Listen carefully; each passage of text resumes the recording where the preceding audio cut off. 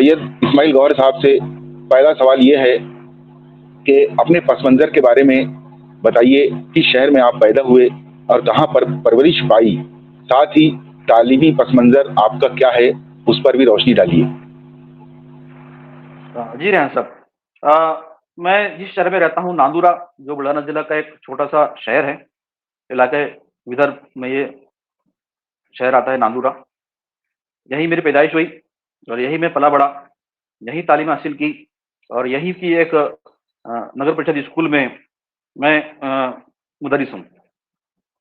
तालीमी सफ़र मैं जब नौकरी पर रुजू हुआ तो उस वक्त मैं सिर्फ डीएड पास था, लेकिन मैंने तालीम का सिलसिला रोका नहीं, बल्कि उसे आज तक अल्हम्दुलिल्लाह वो सिलसिला जारी है।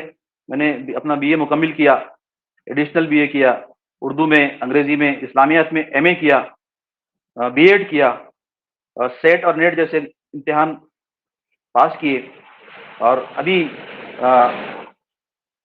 अमरावती यूनिवर्सिटी से डॉक्टर रागिब देशमुख की निगरानी में महाराष्ट्र में उर्दू अफसानचे का तहकीकी व तनकीदी मुताला इस उन्वान पर मेरा मकाला तैयार हो रहा है। अल्हम्दुलिल्लाह चंद ही महीनों के अंदर वो मुकम्मल हो जाएगा। इस वक्त मैं एक बात आपके सामने खासतौर से जो जिक्र करूंगा उसका ये है कि मैंने जिस स्कूल में तालीम हासिल की उसी स्कूल में टीचर बन के गया और प्राइमरी तालीम के वक्त जो उस्ताद ने मुझे पढ़ाया वही उस्ताद वहाँ पर मौजूद थे जब मैंने स्कूल रुजू किया। फिर वो वहाँ से रिटायर हो गए। मैंने पहले ही रुजू होने के बाद जिस तालिब इल्म को पढ़ाया वो तालिब इल्म भी एक उस्ताद बन के मेरे साथ मेरे शाना बशाना उसी स्कूल में जो आकर साथ में मेरे पढ़ाने लगा। ये मेरे लिए बड़ी खुशनसीबी की बात है कि मैंने अपने उस्ताद के साथ में भी और अपने शागिर्द के साथ में भी यहाँ स्कूल में काम कर रहा हूँ। जी, बड़ा ही खूबसूरत, बल्कि आपको तो इस पर कुछ लिखना चाहिए कि ये चेन ऑफ एजुकेशन ही कहा जाएगा कि आप जिस स्कूल में पढ़े, अपने उस्ताद के निगरानी में आपने तालीम हासिल की, बाद में जब आपको मुलाजमत मिली भी तो उसी स्कूल में मिली, ये भी एक खुशकिस्मती है। और ये भी खुशकिस्मती है कि उन्हीं उस्तादों के साथ में आपको पढ़ाने का मौका मिला और फिर उसके बाद ये भी हुस्न इत्तेफाक कहा जाए या क्या कहा जाए कि जिस तलबा को आपने पढ़ाया, जिस तालिब इल्म को आपने पढ़ाया, बाद में वो भी आगे की तालीम हासिल करने के बाद उसी स्कूल में पहुंचा, तो ये तो बहुत ही खूबसूरत इत्तेफाक कहा जाएगा इसे। बहरहाल आपका पीएचडी भी शुरू है और मैं जानता हूं कि उसमें आप बहुत मेहनत कर रहे हैं और मौजू भी बड़ा ही मतलब हमारे इस सिलसिले के एतबार से, अफसानचों के एतबार से आपने चुना है, तो उसके लिए भी आपको नेक ख्वाहिशात। अब दूसरा सवाल जो ये है कि लिखने का जो सफ़र आपका कैसे शुरू हुआ, लिखने का शौक़ कैसे पैदा हुआ और आपका पहला अफसाना आपने कब लिखा और उसके मुहर्रिक कौन थे और वो अफसाना आपने कैसे लिखा? मुताले का शौक़ तो मुझे तालिब इल्म के ज़माने से ही था। एक छोटी सी लाइब्रेरी थी शहर में, वहाँ जाकर मैं किताबें रिसाले पढ़ा करता था।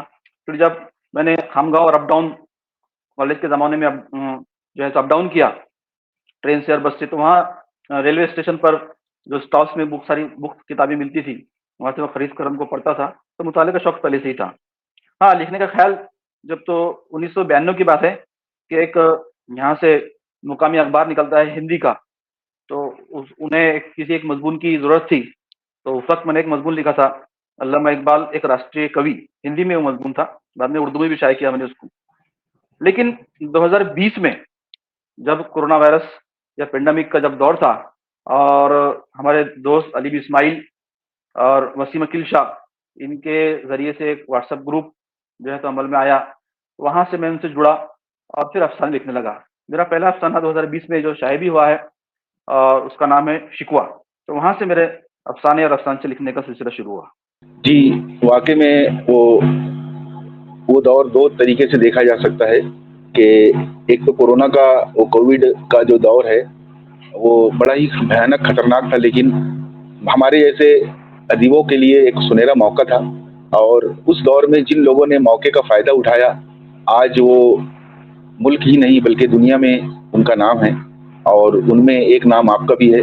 और ये आपकी खुशकिस्मती है کہ آپ کو سلام سر کے ساتھ میں بزم افسانہ، ان کی سرپرستی میں بزم افسانہ کے ایڈمن کے طور پر آپ نے جو تحریک، بلکہ وہ واٹس ایپ گروپ نہ ہو کر ایک تحریک ہے، اس تحریک میں آپ نے حصہ لیا، یہ بھی بڑی ہی خوش نصیبی کی بات ہے۔ تو بہرحال آپ کے افسانے، میں نے جیسا کہ آپ کا افسانہ رنگ ٹون ہے، اور آپ کا اور بھی افسانے ہیں، آپ نے ایک ندی پر لکھا ہے۔ ندی پر کون لکھتا ہے؟ آج کا دور ہے، تو بڑی ہی مطلب خوبصورت تحریر تھی وہ، اور ماحولیات کے اعتبار سے ایک ایسا اچھوتا موضوع آپ نے چنا تھا، وہ بھی مجھے یاد ہے۔ اور باقی آپ کے افسانے میں تو جتنے بھی پڑھا ہوں، واقعی میں اس میں اصلاحی پہلو ہوتا ہے۔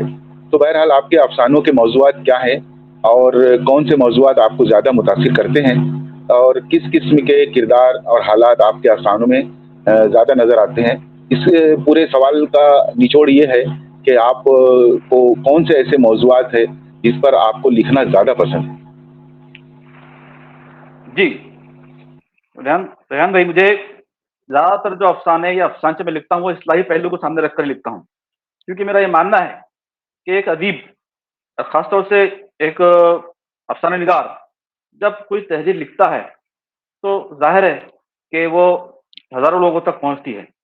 اس تحریر کو پڑھنے کے بعد قاری کے اندر کچھ تحریک پیدا ہونی چاہیے، تبھی مانتا ہوں کہ وہ ہماری جو لکھی ہوئی تحریر ہے وہ سماج کے لیے، معاشرے کے لیے کچھ فائدے مند ثابت ہو سکتی ہے۔ آپ نے جیسے ذکر کیا ندی کے اوپر، میرا جو شکوہ نامی افسانہ تھا وہ یہی تھا کہ ایک ندی کس طرح سے ایک شخص سے شکوہ کرتی ہے کہ اس کا حال جو کچھ ہو چکا ہے ایک گندے نالے کی شکل میں، اس کا حال کس نے کیا ہے۔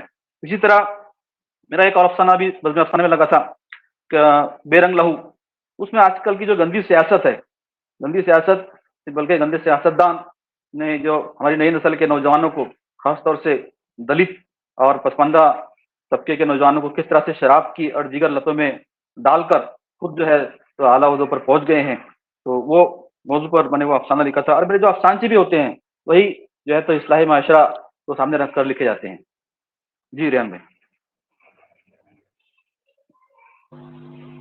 صحیح ہے، ہمیں ادب کا بھی حق ادا کرنا ہے، اور ہمیں یہ بھی یاد رکھنا ہے کہ ہمارے ادب کا بھی حساب کتاب روز محشر ہوگا، اور اگر یہ سوچ کر ہم لکھیں گے تو کبھی بھی اصلاح کا جو دامن ہے، اصلاحی پہلو ہے، وہ کبھی ہم چھوڑیں گے نہیں۔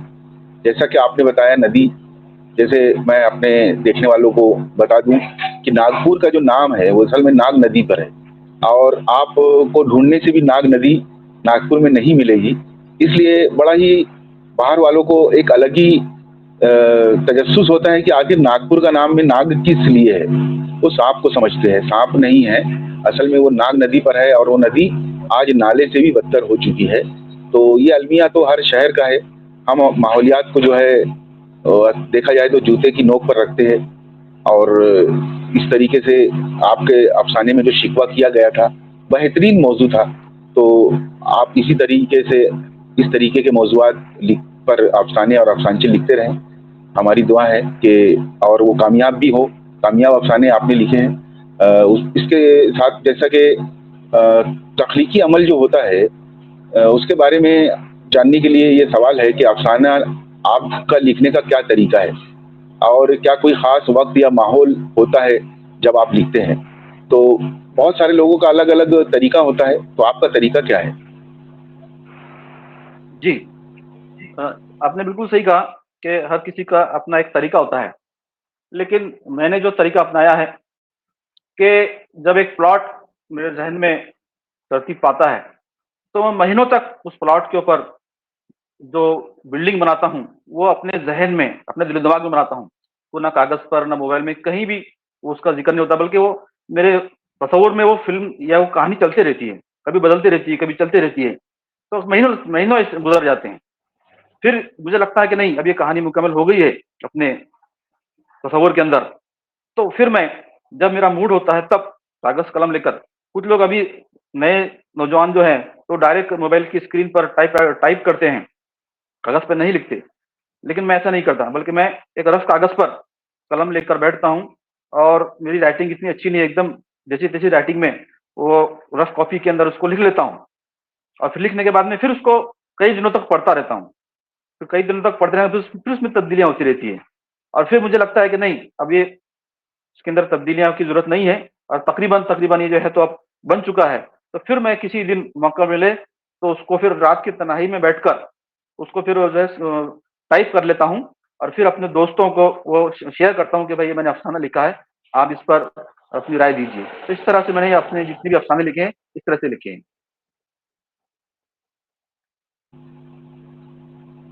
जी, आपके पसंदीदा अफ़साना निगार और उनकी कौन-सी तसानीफ़ आपको मुतासिर करती है? कौन-कौन से मुसन्निफ़, कौन-कौन से मुसन्निफ़ीन हैं या अफ़साना निगार है जो आपके फ़ेवरेट है, और उनकी कौन-सी किताब आपको बहुत ज़्यादा पसंद है? जी, जब मैं सेट नेट की तैयारी कर रहा था, तो उस दौरान तकरीबन जितने भी कदीम व जदीद अफ़साना निगार हैं, उनका मुतालिया मैंने किया है, उनके अफ़सानवी मजमूए पढ़े हैं। तो तकरीबन सभी अफ़साना निगारों ने मुझे मुतासिर किया है। ख़ास तौर से कृष्ण चंद्र का जो उनका लिखने का स्टाइल है, या जिस तरह से उनकी ज़ुबान है, जो लिखते हैं, मंज़र निगारी करते हैं, वो मुझे बहुत अच्छी लगती है। सलाम साहब के से कॉन्टैक्ट में जब से मैं आया, तो उनके भी अफ़साने पढ़े हैं, और उनके अफ़साने भी मुझे बहुत उनके अफ़सानों ने भी मुझे मुतासिर किया है। और नई नस्ल के अंदर वसीम अकील शाह है, रेहान कौसर है, अलीम इस्माइल है, इनके अफ़साने, और बेग ऐसा साहब का अफ़साना गिद्ध, जो बज़्म अफ़साने में लगा था। तो ये चंद ऐसे अफ़साने हैं, ये अफ़साना निगार है, जिनको पढ़ने के बाद मुझे जो है तो और तहरीक मिली, और इनके अफ़साने मुझे अच्छे लगते हैं। जी। जी, बहुत-बहुत शुक्रिया कि आपने अपनी फ़हरिस्त में नाचीज़ को भी शामिल किया। बहरहाल देखिए, जब अफ़साने लिखे जाते हैं तो कोई किरदार देखकर लिखता है, कोई इख्तिताम पहले से ही सोच लेता है और फिर अफ़साना लिखता है। किसी के साथ कोई हादसा, कोई वाक़या पेश आता है, उस पर वो जो है कलम उठाता है। और एक एक होता है कि कोई मसला होता है, उसको मसले को उठाया जाता है। तो आपकी तहरीरों में जो माशरती मसाइल की झलक कितनी है आपकी नज़र में? और आपके अफ़साने माशरती मसाइल को किस तरह उजागर करते हैं? क्या आपने कभी किसी ख़ास मसले पर जो है वो अफ़साना लिखा है? जी, मेरे जो तकरीबन अभी जितने भी अफ़साने हैं, सिर्फ़ एक अफ़साना छोड़ के, उसका नाम है बंद दरवाज़े। वो एक अलग मौज़ू पे था अफ़साना, रोमांस के ऊपर था। लेकिन बाकी जितने भी अफ़साने हैं, शिकवा है, रिंगटोन है, बेरंग लहू है, तो ये सारे अफ़साने मसाइल के ऊपर लिखे गए हैं। ये मसाइल जो हमारे असली मसाइल हैं, वो किस तरह से हमारे सोसाइटी में, हमारे माशरे में पनप रहे हैं, और उसकी वजह क्या है, कौन-सी वजह है, उसकी जड़ें कहाँ पे है, वो मैंने अपने अफ़सानों में जो है तो दिखाने की कोशिश की है, और उसी को सामने रखकर मैं अफ़साने लिखता हूँ। और आगे के जो प्लॉट्स भी है मेरे सामने, जिन पर मुझे अफ़साना लिखना है, जैसे एक कोरोना के ऊपर, अ, और एक बाबरी मस्जिद के सानिया पर, ऐसे बहुत सारे मेरे अफ़साने अभी ज़ेर तरतीब हैं, जो मुकम्मल नहीं हुए हैं। तो वो भी इसी तरह के अफ़साने हैं, जो अल्हम्दुलिल्लाह जल्द ही आपके सामने मैं पेश करूँगा। अगला जो सवाल है वो असल में पैगाम के हवाले से है कि क्या आप अपने क़ारीन को कोई ख़ास पैगाम देना चाहते हैं? किस किस्म का असर आप अपने अफ़सानों से डालना चाहते हैं? उस ताल्लुक से थोड़ी-सी रोशनी डालें।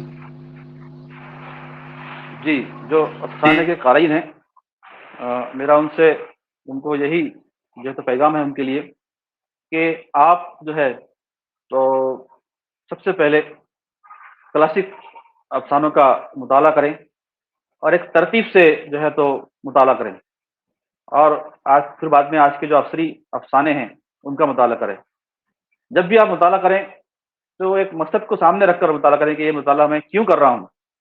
टाइम पास के लिए, वक़्त गुज़ारी के लिए कभी मुताला ना करें। एक आपके पास मकसद हो कि हाँ, मुझे इस काम के लिए आगे मुझे कोई मज़मून लिखना है, आगे मुझे कहीं तकरीर करनी है, या आगे कोई आर्टिकल छापना है, या कोई रिसर्च करनी है। तो ये मकासद सामने रखकर आप तरतीबवार मुताला करें, और तो वो मुताला आपका काम का होगा, और आपको जो है तो खुशी भी हासिल होगी, आपके इल्म में भी इज़ाफ़ा होगा, और आप एक महफ़िल में बात करने के बिल्कुल जो है तो बात करने के लिए लोग आपसे तरसेंगे। जी। जी, नए लिखने वालों के लिए कोई मशवरा आप नए अफसाना निगारों को क्या मशवरा देना चाहेंगे? कौन सी गलतियां नए लिखने वाले अक्सर करते हैं और उनसे कैसे बचा जा सकता है? जी, नए लिखने वाले अक्सर जो गलती करते हैं, जैसे मैंने भी पहले ये गलती अ, की है, लेकिन उस गलती पर जो है तो मैं अब वो गलती मुझसे दूर हो चुकी है, बल्कि मैं उसको बार-बार ना दोहराते हुए कि जब भी हम अ, सबसे पहले तो हम मुताला करें। मुताला अगर हम अच्छा होगा, हमारे ज़ख़ीरे अल्फ़ाज़ हमारे पास होगा, तो हम हमारी तहरीर के अंदर उन अल्फ़ाज़ का बखूबी इस्तेमाल कर सकते हैं। वरना फिर एक आम सी तहरीर बन के रह जाएगी और उसको पढ़ने में कोई ना मज़ा आएगा, ना कोई उसमें चार्म होगा। फिर जब हम लिखें, तो हमारी खुद की तहरीर को लिखने के बाद हम वो बार-बार पढ़ें। मैं तो बोलता हूँ कि आप जितनी बार उसका मुताला करेंगे, उतनी बार उसके अंदर कोई ना कोई गलती नज़र आपको आएगी। हम अक्सर नए लिखने वाले क्या करते हैं कि बस लिखे नहीं कि उसे फ़ौरन सोशल मीडिया पर शेयर कर दिया या कहीं अखबार में या किसी रिसाले में छापने के लिए भेज दिया। ऐसा नहीं है। हमारी अपनी तहरीर जब हम लिखें, तो उसको बार-बार जो है तो देखना पड़ता है। अपने करीबी दोस्तों को उसको दिखाना पड़ता है कि भाई ये मैंने लिखा है, इसमें कुछ गलती है, कुछ कमी है, कुछ बेशी है, तो बताइए।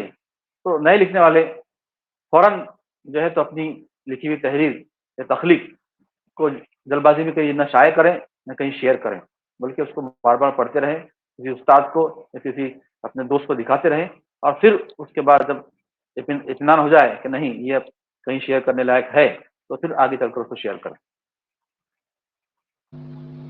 जी, आपके आइंदा मंसूबे के ताल्लुक से जो 9वां सवाल है, क्या आप किसी नई किताब या अफ़साने के मजमूए पर काम कर रहे हैं? आपकी आइंदा की क्या मंसूबा बंदी है, उस ताल्लुक से बताइए? जी, रेहान साहब। मेरा एक जो सबसे पहली किताब आने वाली है, वो अफ़सानचों का मजमूआ है, जिसका नाम है तरकश।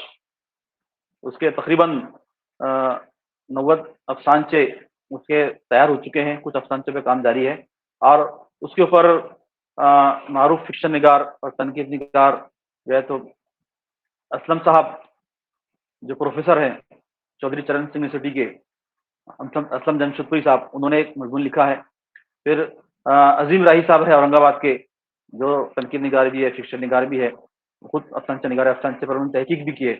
उन्होंने भी एक मज़मून कलमबंद किया है। नौजवान अफ़साना निगार अलीम इस्माइल, जो मेरे अ, हमेशा साथ में रहते हैं, उन्हीं की तहरीक पर मैं अफ़सानचे लिखना शुरू किया हूँ। उन्होंने भी एक मज़मून लिखा है।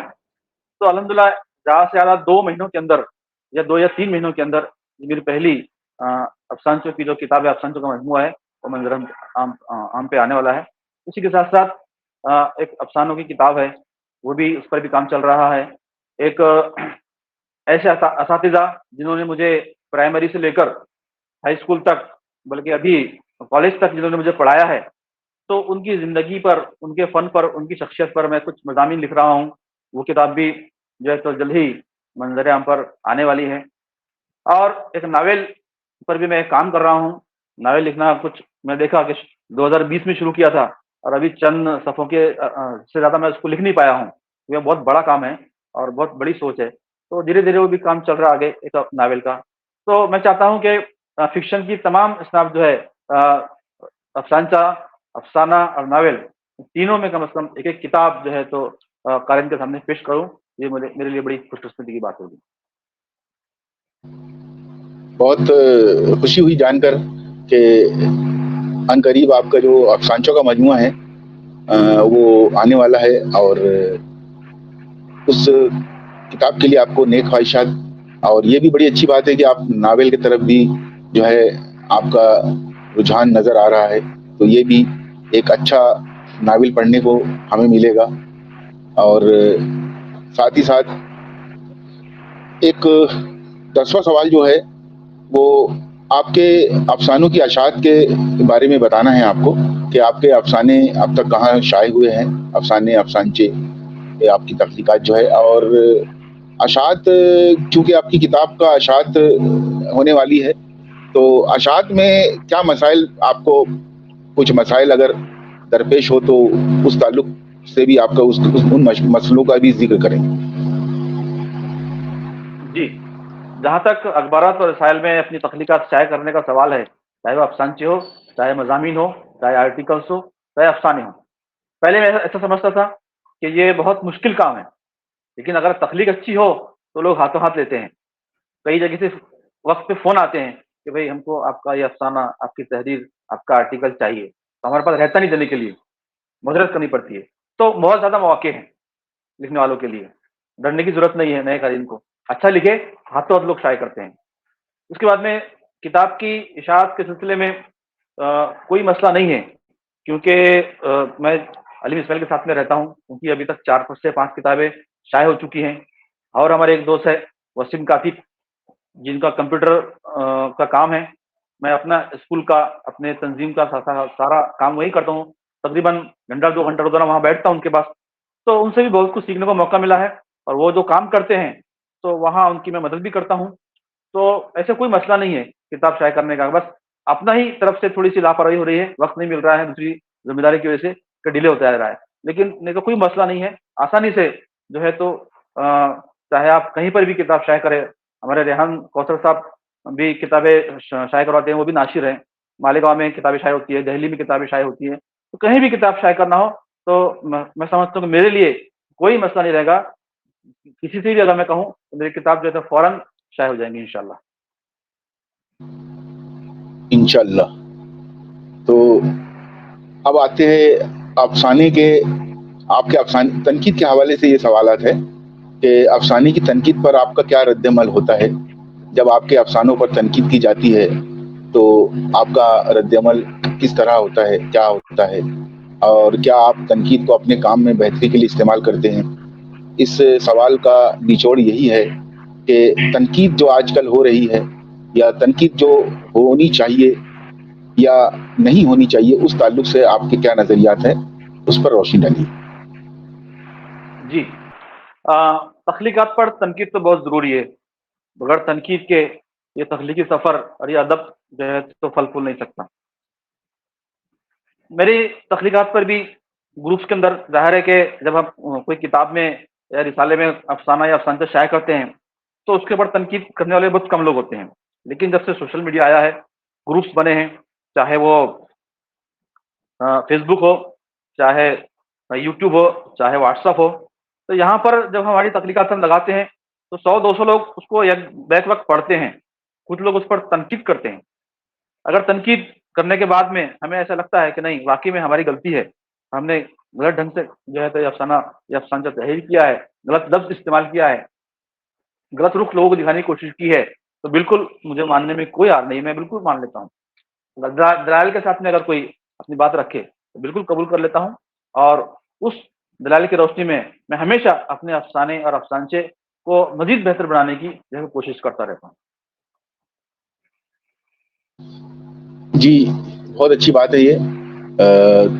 بزم افسانہ جب شروع کیا گیا تو اس کا مقصد بھی یہی تھا کہ افسانچوں پر، افسانوں پر جو ہے وہ تنقید ہو، اور یہ بزم افسانہ کا ہی صلہ ہے یا پھل ہے بولنا چاہیے کہ آپ سے میری ملاقات ہوئی۔ یہ سوشل میڈیا ہی ہے کہ جس کی وجہ سے ہم لوگوں کو جو ہے وہ ہندوستان ہی نہیں بلکہ دنیا میں جو ہے بہت آسانی سے شناخت ملی، ورنہ لوگوں کو دہائیاں لگ جاتی ہے اپنی شناخت بنانے میں۔ تو سوشل میڈیا، جیسے ہم یہ جو بات کر رہے ہیں، پوڈ کاسٹ کر رہے ہیں، یہ بھی یوٹیوب پر آنے والا ہے، تو سوشل میڈیا کے حوالے سے افسانہ نگاری یا افسانوی ادب، افسانچوں کا یا جو فکشن کے حوالے سے کیا فائدہ ہوا ہے آپ کی نظر میں سوشل میڈیا کا اور افسانوں کا جو تعلق ہے، اس اعتبار سے آپ کے نظریات کیا ہے؟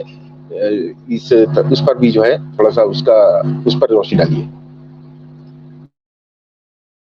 میں سمجھتا ہوں کہ جب سے سوشل میڈیا تقریباً 2010 یا 12 کے بعد کی بات ہے کہ فیس بک اور واٹس ایپ شروع ہوئے، تو دھیرے دھیرے سوشل میڈیا پر جو ہے تو ادب بھی، لیکن پینڈیمک کا جب زمانہ آیا، لوگ گھروں میں قید ہو کر رہ گئے تھے، تو اس وقت سوشل میڈیا نے ادب کو ایک نئی راہ دی، ایک نئی زندگی دی، بلکہ میں یہ کہوں گا کہ وہاں سے میں سمجھتا ہوں کہ खास तौर से अफसानचा तो वहां से ही फला फूला, बहुत सारे ग्रुप्स वजूद में आए, रिसालों ने फिर जो है तो अफसानचों के ऊपर खुसूसी गोशे शाये किए, खुसूसी नंबर शाये किए। हमारी खुद आप अफसान निगाल ग्रुप की जो अफसानचों की अलिफ लैला है, जिसमें 1001 अफसानचे शामिल है। मैं बोलता हूँ कि ऐसा पूरी दुनिया में ऐसा कोई काम आज तक नहीं हुआ होगा तो अफसानचे की शक्ल में अलिफ लैला में जो हुआ है, अफसानचों की अलिफ लैला में हुआ है। दूसरी तरफ हम देखेंगे कि यूट्यूब के ऊपर भी बहुत सारे जो है तो लोग 100 लफ्जी कहानियाँ या इस तरह के दूसरे कुछ नामों से यूट्यूब के ऊपर भी बहुत सारे लोगों ने अफसानचों को लेकर वीडियो बनाए हैं, पाकिस्तान में भी और हमारे हिंदुस्तान के अंदर भी। रेहान पसंद साहब ने खुद बहुत सारे अच्छे अफसानचों का इंतखाब करके उसको वीडियो की शक्ल में यूट्यूब पर अपलोड किया है। तो मैं समझता हूँ कि सोशल मीडिया के जितने भी प्लेटफॉर्म्स है उस पर अफसानचा भी और अफसाना भी और अदब जो है तो बिल्कुल आगे बढ़ रहा है, उसको नई जिंदगी मिली है। जाहिर है कि वो नेबुल बदल तो नहीं है किताबों का, लेकिन वो अपने रास्ते पर चल पड़ा है और उसी के जरिए से जो है तो हम अदब को और आगे ले जा सकते हैं। आपकी जिंदगी के अहम जो कोई लम्हा है या लम्हात है कि कोई खास वाकया जो आपके अफसाने की तख्लीक में मददगार साबित हुआ, या कोई ऐसा खास हादसा या कोई वाकया अभी तक जितने भी आपने अफसानचे या अफसाने लिखे हैं, कोई ऐसा अफसाना या अफसानचा है जिसमें आपने उस वाकये की वजह से या उस हादसे को आपने उसमें जो है कहानी के तौर पर पेश किया है, तो उसमें कोई ऐसी याद जो आपके अफसाने में मौजूद है? तीसरी आंख जो है तो इल्म इंसान की तीसरी आंख होती है, ये बात जहन में रखकर किस तरह से वो अपनी तालीम जारी रखता है, एक ही वाकया है। दूसरा कि जो मेरा अफसाना है शिकवा, उसमें भी आप देखेंगे कि जो नदी है और नदी से जो हामिद का रिश्ता है और जो बचपन के वाकयात है और दोनों का जो अटूट रिश्ता है, तो उसमें भी जो है तो पूरे वाकयात मेरे पर गुजरे हुए हैं। किस तरह से नदी महबूब थी, नदी पसंदीदा थी और नदी का क्या हाल हो गया और नदी किस तरह से शिकवा कर रही है। अफसानचों का मुस्तकबिल क्या है? और जी तो मैं समझता हूँ कि जैसे तनकीद निगार कहते आ रहे हैं, हम पढ़ रहे हैं रिसालों के अंदर भी, किताबों में भी, कि ये सदी जो है तो फिक्शन की सदी है। और हम बिल्कुल देख रहे हैं कि जैसे ही ये जो है तो तीसरी दहाई शुरू हुई तो हम देखते हैं कि कई अच्छे नावेल्स, कई अच्छे अफसानी मजमुए और अफसानचों के तो बेहतरीन मजमुए जो है तो मंजराम पर आ रहे हैं। उस पर तनकीद भी हो रही है, उन पर रिसर्च भी हो रही है, उनके गोशे भी शाये हो रहे हैं। तो एक शानदार मुस्तकबिल है फिक्शन का। नावल का भी हम देखते हैं कि अल्लाह मियां का कारखाना आया और पेंडेमिक को लेके एक बहुत अच्छा नावल आया था, कासा शायद कुछ नाम था उसका ऐसे ही। तो अफसानचों के मजमुए आए। तो मैं समझता हूँ कि अफसाना हो या अफसानचा हो या नावल हो, फिक्शन पूरा, तो इसके लिए जो है तो बेहतरीन जो है तो अभी मौका है और लोग लिख रहे हैं और नए लिखने वाले भी पैदा हो रहे हैं और लिख भी रहे हैं और लोग उनको हाथों हाथ ले रहे हैं और उसका मुस्तकबिल एकदम शानदार है।